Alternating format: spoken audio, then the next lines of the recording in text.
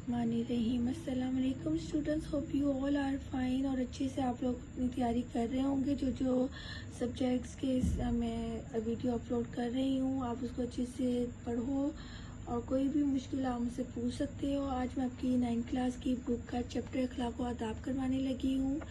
इसमें पहला टॉपिक दिया हुआ है शुक्र व कनात। आपने इसको अच्छे से रीडिंग कर लेना है। इसका जो है डिफरेंट टॉपिक्स दिए हुए हैं। अमानत और दियानत 4 टॉपिक्स है, इखलास व तकवा और लास्ट है पर्दा पोशी।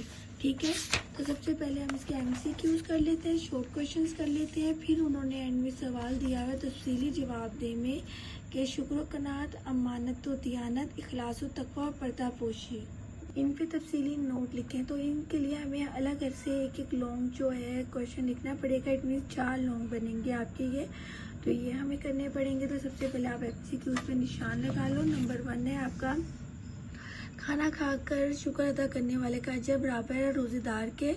इसको मार्क कर लें। नबी करीम सल्लल्लाहु अलैहि वसल्लम के हुक्म से कुफार मक्का की को मानते वापस लुटाई अली रज़ी अल्लाह ताला अन्हु ने।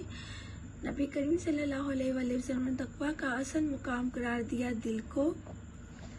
पर्दा पोशी जायज़ नहीं है इज्तिमाई जुर्म की। इज्तिमाई जुर्म कहते हैं कि अगर आपने कोई जुर्म किया है तो जाहिर सी बात है उसकी तो पर्दा पोशी करना बिल्कुल भी जायज़ नहीं है। उसको तो बताना चाहिए ताकि दूसरे लोग इससे आगाह हो और बच सके ना। तो आपके मुख्तसर जवाब दें। नंबर 1 है आपका, नबी करीम सल्लल्लाहु अलैहि वसल्लम की शुक्रगुजारी की एक मिसाल तहरीर करें। तो इसके लिए आपने आना है पेज नंबर 80 पे। यहाँ पे आपका पैराग्राफ है, आप सल्लल्लाहु अलैहि वसल्लम शुक्रगुजारी का अपनी नमूना थे। यहाँ से लेकर यहाँ तक मार्क कर लें। फिर यहाँ से आप सल्लल्लाहु अलैहि वसल्लम को जब भी कोई नेमत हासिल होती तो आप सल्लल्लाहु अलैहि वसल्लम फ़ौरन अल्हम्दुलिल्लाह कह कर अल्लाह ताला का शुक्र अदा करते। तो ये आपके फर्स्ट शॉर्ट का आंसर है। सेकंड है आपका, बददियानती और धोखाधड़ी के कोई से 2 नुकसानात तहरीर करें। तो इसके लिए आपने आना है पेज नंबर 81 पे।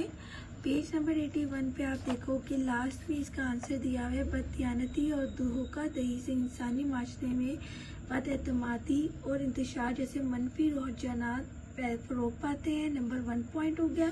नंबर 2, इंसान ना से अशरफुल मखलूक़ात के अजीम मर्तबे से नीचे गिर जाता है बल्कि जन्नत जैसी नेमत से भी महरूम हो जाता है। तो ये आपके सेकंड शॉर्ट का आंसर है। अब हम थर्ड देखते हैं। रसूलुल्लाह सल्लल्लाहु अलैहि वसल्लम इखलास और तकवा की मिसाल बयान की। इखलास और तकवा यही है कि अल्लाह ताला से सच्ची मोहब्बत करना। इसके लिए आपने आना है स्टूडेंट पेज नंबर 82 पे। 82 पे आप देखोगे यहाँ पे आपका आंसर है थर्ड शोर का, नबी करीम सल्लल्लाहु अलैहि वसल्लम इखलास और तकवा और दिल जमी के साथ अल्लाह ताला की इबादत करते हैं। हज़रत मुगीरा बिन शुअबा रज़ी अल्लाह ताला अन्हु से रवायत है कि रसूलुल्लाह सल्लल्लाहु अलैहि वसल्लम नमाज में रात पर खड़े रहे यहाँ तक कि आप सल्लल्लाहु अलैहि वसल्लम के दोनों पाँव सूज गए। आप सल्लल्लाहु अलैहि वसल्लम से अर्ज़ किया गया कि अल्लाह ताला ने आप सल्लल्लाहु अलैहि वसल्लम की अगली पिछली तमाम खताएं माफ़ कर दी हैं। नबी करीम सल्लल्लाहु अलैहि वसल्लम ने इरशाद फरमाया, क्या मैं शुक्रगुजार बंदा ना बनूं? तो ये आपका थर्ड शोर का यहाँ से लेकर यहाँ तक आंसर है स्टूडेंट।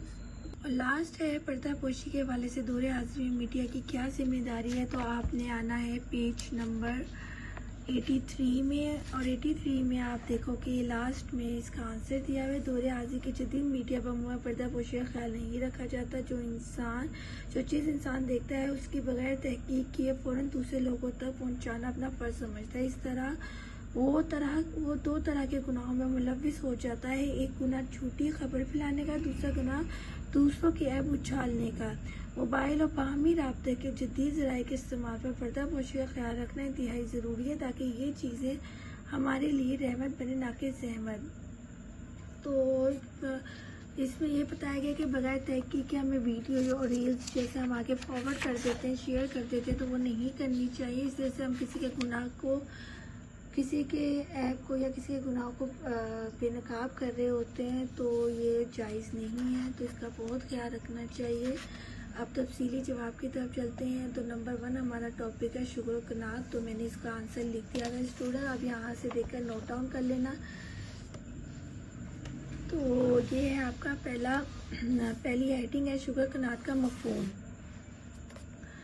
शुक्र का लफ्ज़ी मायने एहसान मानना, कदर पहचाना और मोहसिन का एहसान मानते हुए उसका सिला अदा करना है। कनात का मायने किस्मत पर राज़ी रहना है। इस्तिलाही मायने में कनात से मुराद ये है कि इंसान को अल्लाह ताला की तरफ से जो रिज़्क दिया जा रहा है उस पर राज़ी रहे। नेक्स्ट हेडिंग आप लोग देंगे कुरान और हदीस की रोशनी में। कुरान में अल्लाह ताला ने इरशाद फरमाया, तर्जुमा, अगर तुम शुक्र करोगे तो यकीनन मैं तुम्हें और ज़्यादा अता फरमाऊँगा।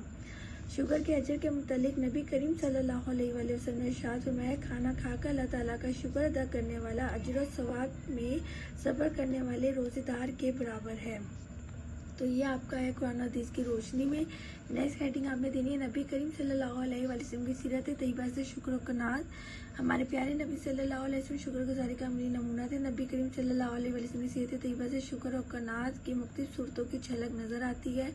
आप सल्लल्लाहु अलैहि वसल्लम को जब भी कोई नेमत हासिल होती तो आप सल्लल्लाहु अलैहि वसल्लम पर अल्हम्दुलिल्लाह कहकर अल्लाह ताला का शुक्र अदा करते।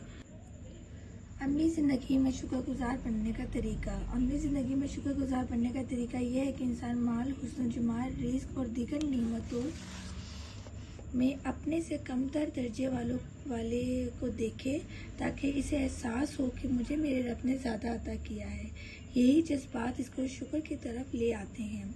और एंड में आपने इतना खुलासा या हासिल कलाम दोनों में से कुछ भी आप लिख सकते हो। हमें चाहिए कि हम अपने खालिक व मालिक का शुक्र अदा करने के साथ साथ अपने मोहसिन और खैरख्वाह लोगों का भी शुक्र अदा करें। इंसानों के शुक्रिया का बेहतरीन तरीका उनकी नेकी के जवाब में जज़ाकल्लाह खैरन कहना है। होप स्टूडेंट्स आपको ये सवाल समझ में आया होगा। आपने इसको अच्छे से याद करना है। हमारा टॉपिक था शुक्र व कनात। अब नेक्स्ट टॉपिक की जल्दी वीडियो मैं अपलोड कर दूँगी। मोर वीडियोज़ के लिए मेरे चैनल को सब्सक्राइब करें और अपना ख्याल रखिएगा। अल्लाह हाफिज़।